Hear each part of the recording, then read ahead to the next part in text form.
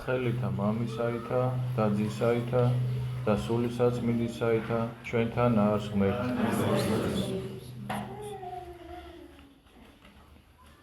მადლობა უფალს ყველაფრისთვის. ჩვენ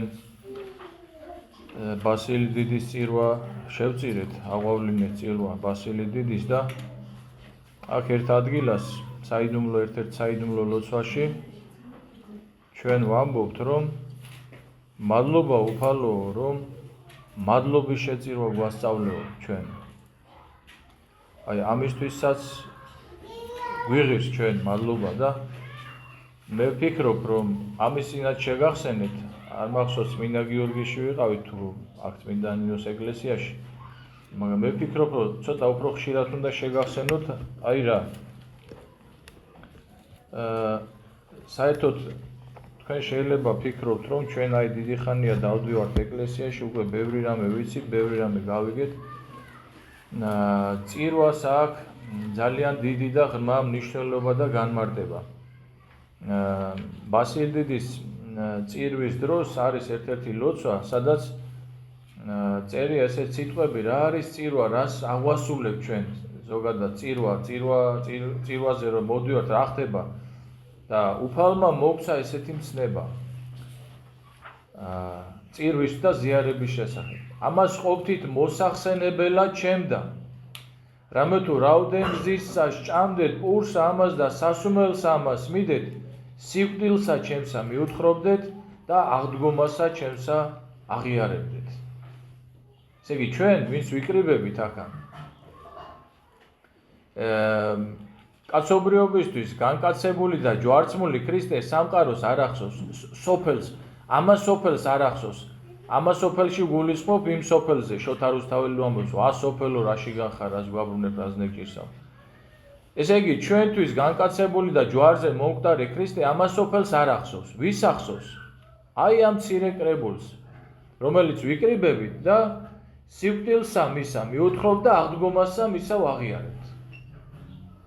ეს წერია ერთ-ერთ ლოცვაში და მერე ბოლო ლოცვა, მღვდელი ბოლო ლოცვას, რომელსაც კითხულობს, ამბობს: აღესრულა და სრულ იქნა ძალისაებ ჩვენისა, ქრისტე ღმერთო ჩვენო, განგებულებისა შენისა საიდუმლო.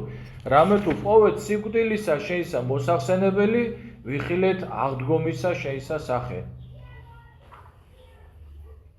ესე იგი, ვეუბნებით, რომ აი რაც გვამცნე შენ, რაც მცნება მოგვეცი, რომ რა მცნება მოგცათ, ეხლა რაც წაგიკითხეთ, რომ რაოდენ გზისა ეზიარებით, სიკვდილსა ჩემსა მიუთხრობ და აღდგომასა ჩემსა აღიარებდო. თქვენო, აი აქ მცირე კრებულს გთხოვა ქრისტემ, რომ ჩემი სიკვდილი გაიხსენეთო და ჩემი აღდგომა აღიარეთო.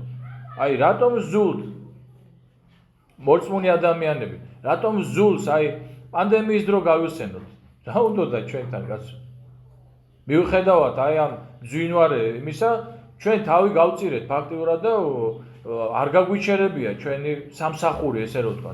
რა უნდოდა ჩვენთან? ეშმაკის გარდა ვინ იტყვის იმას, რომ მაზიარებელი კოვზიდან შეიძლება ადამიანს რაღაცა გადაიდოს. ეშმაკის გარდა ვინ იტყვის ამას? რატომ ზულთ ქრისტიანები, მორწმუნეები, რატომ ზულთ? იმიტომ რომ სიკვდილსა ქრისტესა მიუთხრობ და აღდგომასა მისა ვაღიარებთ. და რამედა ესე გითხრათ, ცოტა იბრძოლეთ იმისთვის, რომ წირვაზე მოხვიდეთ. თუნდაც იმიტომ, რომ ქრისტეს სიკვდილი მიუთხრა და აღდგომა მისი აღიაროთ. იმიტომ, რომ ეს კრებულია ქრისტეს აღდგომას რო აღიარებს, ვინც არის აქ ეხა ეკლესიაში. დანარჩენი გახედეთ სოფელი რა დღეში არის. ვის ახსოვს შენ ჯვარცმული ქრისტე ვის ახსოვს? საკუთარი მდგომარეობებზე წირავს ადამიანები თავს და ქრისტე ვის ახსოვს? ამიტომ მე ვფიქრობ, რომ ეს აი ბასილი დიდის წირვიდან ეს სიტყვები მე ვფიქრობ, რომ ხშირად უნდა შეგახსენოთ. თქვენ და ჩემ თავსაც, რა თქმა უნდა, მაგრამ მე ვალდებული ვარ, რომ თქვენ შეგახსენოთ, რომ ცოტა მეტი ვიბრძოლოთ იმისთვის, რომ მოვიდეთ წირვაზე. იმიტომ რომ შენ საყვარელო აგერ რომ მოხვედი და როდ გეხარ, შენს გარდა ჩათვალე, აი საცხოვრობ, აი მაგალითად გაიხედე შენ სამეზობლოში, ხო? გაიხედე რამდენი ადამიანი წავიდა დილით წირვაზე და ნახავ, რომ შენ და ერთი ან ორი. ხო და პატივი ეცი, შენ ქრისტიანობას და ცოტა მეტი იბრძოლე იმისთვის რომ მოხვიდე წირვაზე და კარგი იქნება.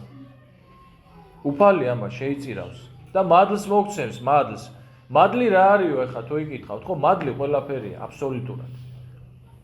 მადლი რომ არ იყოს აი ამ ერთ წამში აგერ სასწაულკვეთილებისგან გავნადგურდებით ყველა უბრალოდ რა აი არანაირი იმედი არ გექნება ცხოვრება. ყველაფერი მადლია. თვალი რო გავახილე დილით დაძინებული და რო ვიყავი და გავივიდე მადლია ეს ყველაფერი. რაც შეეხება დღევანდელ დღეს არის მარიამ მეგვიპტელის კვირა ქვია ამ კვირას. თქვენ იცით რომ ყოველ კვირას და ყოველ შაბათს თავისი მარხვაში თავისი შინაარსით არის დატვირთული. 1, 2, 3 შაბათები იყო მიცვალებულთა შაბათები, იმის წინ იყო თეოდორე ტირონის ხსენება, მომავალი შაბათი ლაზარეს შაბათი არის, დღევანდელი კვირა მარიამ მეგვიპტელის კვირა არის, მაგერ ბზობა არის და მერე ნებიშვიდეული და ასე შემდგომ. ხო, დღევანდელ კვირას ეკლესია იხსენებს ღირს დედა მარიამ მეგვიპტელს. და ჩვენ უნდა გულისყური უნდა მივაქციოთ, რას გვეუბნება ამით დედა ეკლესია. მე ესე ვიტყოდი, რომ ესე იგი ღმერთი ამ ქვეყანაზე ყოვლით ურთიქადაგება, აი ელემენტარულად შენ აი ყვავილები ამოვიდა, ხო, აი ბუნება იღვიძებს ეხა რაღაცა ღმერთის ხელი ეს აბა ვის გონი აი ეხა თესლის კურთხევის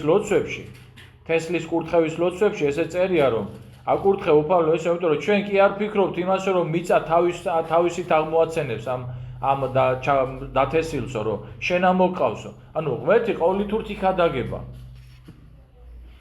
ყოველ საქმეში, ყოველ დროს, მაგრამ მე ვფიქრობ, რომ ღმერთი ყველაზე მეტად იქადაგება თავისი მოწყალებით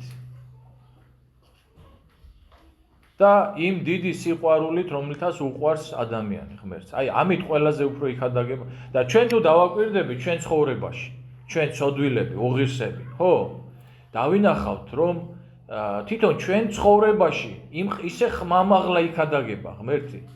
ხო, გაგიკვირდებათ.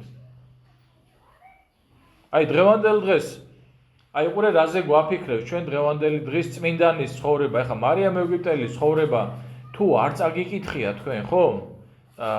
ჩემი თხოვნა იქნება, აუცილებლად წავიკითხე. აი დღევანდელ დღეს. აი ამ წმინდანის სიყვარულისთვის, აი გეხვეწებით ყველას, რომ ეს მისი ცხოვრება წაიკითხეთ. არაფერი არ უნდა. ეს ტელეფონი ვიცი არ გიყვართ და ამ დროს არ უთმობთ ამას. დღის განმავლობაში, მაგრამ გაიჭირვეთ და ჩაწერეთ იქა ღირსი მარიამ მეგვიპტელი. იმ საძიებო ველში ჩაწერეთ და წაიკითხეთ მისი ცხოვრება. ღირს ამისთვის ცოტა ტელეფონთან რომ მივიდეთ და გავიჭირვოთ და დავაძალოთ ჩვენ თავს. ჩემი თხოვნა იქნება. რაზე გვაფიქრებს ნახეთ დღევანდელი დღე? აი, როდის მოგვიწოდა ღმერთმა, იმიტომ რომ მარიამ მეგვიპტელი მეძავი იყო. და ისე საკვირველად მოუწოდა ღმერთმა. მე ხა კიდევ ერთხელ მის ცხოვრებაზე რო დავიწყოთ, ჩვენ გაგვიგრძელდება. როგორ მოუწოდა ღმერთმა, როგორ საკვირველად მოუწოდა ღმერთმა და ჩვენს დავფიქრეთ, აი ჩვენ ცხოვრებაში გავიხსენებთ. ეხლა ახლო მოხვედი აქ ეკლესიაში ხარ, მაგრამ აქამდე რომ სანამ მოხვიდოდი, როგორ მოგიწოდა ღმერთმა. ეხლა შეიძლება რაღაცა განსაკუთრებული ვერ გავიხსენებ. მე შემიძლია ვთქვა, რომ პირდაპირ ხმით მომიწოდა ღმერთმა მაგალითად. დამიძახა პირდაპირ ხმით, მაგრამ ვიღაცამ შეიძლება თქვას, რომ ჩემ ცხოვრებაში არაფერი ისეთი არ მომხდარა. შეიძლება ვიღაცამ თქვას, მაგრამ რას გეტყვი, იცი საყვარელო? აქ რომ მოხვედი, შენ ცხოვრებაში მოხდა მაგალითად რა, სასწაული რომ შენ რო ვერ დაინახე. ცოლი შეხვდა ისეთი რომ მოგიყვანა აგერ. მაგალითად, მაგალითზე გეუნები რა. შენ შეიძლება ვერ იხსენებ შენ ცხოვრებაში რომ აი შვილმა მოგიყვანა. ან რაღაცა შემთხვევა მოხდა ისეთი რომ ანუ დაგვაფიქრებ ჩვენ იმაზე რომ მოდი დავფიქრდეთ ამაზე რომ როდის იყო ეს რომ ღმერთმა მოგვიწოდა რითი იყო ესა რა იყო რა განსასწრელი იყო რა იყო თუ რაღაცა იყო ხო მოგვიწოდა ჩვენ ღმერთმა როდის გავყევით ჩვენ აი უყურეთ რას მივაქციოთ უნდა ყურადღება იცი რომ ღმერთი სულ გვეძახის ახლა პრინციპში ახლა სულ გვეძახის ღმერთი ყოველ წამს სულ გულის კარებთან და სულ გიკაკუნებს არ არსებობს წამი რომ შენ გულთან ქრისტე არ იდგეს და არ გიკაკუნებდეს მაგრამ ჩვენ როდის გავყევით აი ჩვენი ნება არის იცით ღმერთი ყველა ადამიანს მოუწოდებს, მაგრამ ჩვენ გავყევით თუ არ გავყევით? რომ მოგვიწოდა გავყევით თუ არ გავყევით? ხომ არ დაგვჭირდა აი ფსალმუში რო წერია ჭიმითა და აღვირითა უქცინე ღაცვნი მათი რომელიც შენ არა მიგიახლეს. მოდი ამაზე დავფიქრდეთ, აღვირით მოსულები ვარ თუ ჩვენინებით გამოვყევით უფალს? აი ამაზე დაგვაფიქრებს დღევანდელ დღეს წმინდანის ცხოვრება. სად დავეცით? აი მოსულები თუნდაც სად დავეცით? სად დავბრმავდით? იმიტომ რომ ცოდვას ახასიათებს სიბრმავე. დავბრმავდით, ამ ვერ დავინახეთ. რაში განვიყავით, ესე რომ ვთქვათ. ხო და დაგვავიცდა ღმერთი. ყოველგამყოფი, ყოვლის ხედველი, აი ამაზე დაგვაფიქრებს. სად მოუტყუდით? როგორც ევამ მოატყუა, რომ ამას თუ შეჭამ იქნები ვითარცა ღმერთი. აი ჩვენ სად მოუტყუდით? სად იყო ეს? აი ამაზე დაგვაფიქრებს დღევანდელი წმინდანი. ჩვენ ყოველდღიურად ვკითხულობ და ვამბობთ, რომ ცოდვაი ჩემი წინაშე ჩემს არს მარადის, მაგრამ გვაა განცდა თვისთა ცოდვათა? ამას ნიშნავს ახლა ცოდვა, მღვდელთან რომ მოხვალ, ცოდვა შეგენდობა საყვარელო, მღვდელი რო წაგიკითხავს, მას აქვს ეს ხელმწიფება, მიიღე შენდობა, მაგრამ შენ დაგავიწყდა. რომ არ დაგვიწყდებოდა ცოდვა და ცოდვაი შენი წინაშე შენს არ იყოს, შენ არაზროს არავის არ განიკითხავ. თუ განიკითხავ, ესე იგი ცოდვაი ჩემი წინაშე ჩემს არს მარადის კი ვამბობ, მაგრამ საქმე სხვა არის. დაგვაფიქრებს იმაზე თუ რა შეუძლია ადამიანი, თუ საერთოდ რა არის ადამიანი. და როგორ უკიდურესი მეძავი როგორ ხდება სოფლიო წმინდანების ისტორიაში ყველაზე დიდი წმინდანი. საერთოდ ჩვენ სარწმუნოებას დაგვაფიქრებს. სხვა მოძღვრება მე არ მეგულება ისეთი. რომ ესე იგი აი მაგალითად მე ვარ ესეთი აი ფსალმუში წერია რომელიც სკორეთაგან აღამაღლებდა დასვა მთავართათან ერისათვის ისათა. სკორეზე რო ზის ადამიანი ვინ მივა იმასთან და ვინ ეთქვის წამოდიო? ღმერთი მარტო. გესმით? და მარტო ჩვენ ღმერთ შეუძლია რომ იმ სკორეთაგან აღამაღლოს ადამიანი და დასვას მთავართათან ერისათვის ისათა. აი ამაზე დაგვაფიქრებს ჩვენ. დაგვაფიქრებს იმაზე რომ ღმერთი ადამიანი შენ რომ მიატოვე ადამიანი ხო? ახლა ხდება ისეთი რაღაცები, აგერ მაგალითად მემთვრალეობა ის ძალიან მძიმე მდგომარეობა ეს სახში რო ყავთ ესეთი რა. გინდა ქმარი აიღე, გინდა შვილი აიღე და მესმის ესეთი რაღაცები რომ მიატოვა. ქმარმაც მიატოვა, შვილმა, დედა ნაკლებად. მაგრამ მიატოვა ყველამ. აი ყველასგან მიტოვებულს თქვენ როგორ ფიქრობთ? ღმერთი იმას მიატოვებს არა. პირდაპირ წერია ფსალმუში, მამამან და დედამან ჩემან დამიტოვა მე. ხოლო ღმერთმა არა. ღმერთი არ დატოვებს, ღმერთი არ ტოვებს ადამიანს არასოდეს.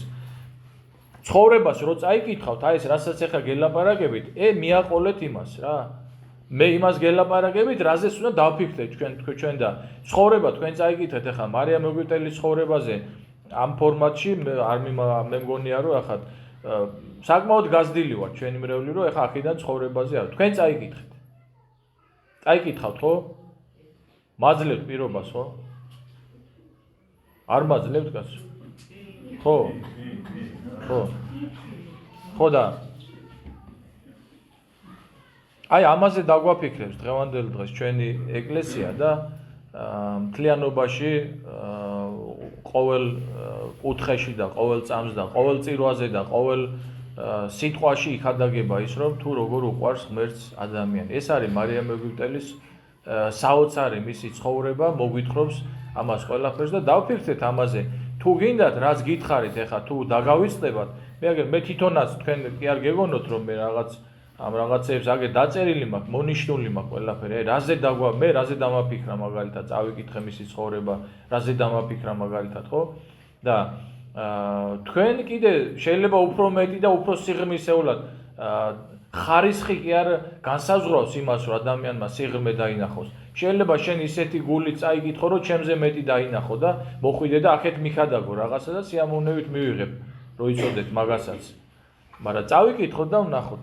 შეგვეციოს ღირსი მარიამ ეგვიპტელის ლოცვა ზოგადად გუშინ ჩვენ ვინც ვიყავით ლოცვაზე, იქ ჩვენ გავამახვილე ყურადღება, რომ ზოგადად თქვენს გაამახვილეთ ყურადღება მოწყალების სათნოებაზე, იმიტომ რომ ახლა რომ ვადევნებ თვალს და ყურს რომ ვადევნებ, ესე იგი მარხვის დასაწყისი ყველაზე ხმამაღალი რაც ისმოდა იყო ის რომ მოწყალება, ის ბოლო კვირა მოსამზადებელი კვირა იყო ცხრების და თիկნების იგავი, სადაც ქრისტე გვეუბნება მშიოდა და არ მაჭამე წყურო და არ მასვით და მოდის ახლა ლაზარის შაბათი და ისევ მოწყალებაზე დაიწყო. ანუ მოწყალების გარეშე ჩვენი მარხვას, ლოცვას ფასი არა აქვს. მიხვდით, ანუ მოწყალებაში რა იგულისხმება ახლა? შეიძლება ვიღაცამ თქვა цаრიელი მაქვს ჯიბი, არაფერი არ მაქვს. არა, საყვარელი. მოწყალებაში უბრალოდ აი შენი ოჯახის წევრს მოეკეცი კარგად და მოწყალე ხარ.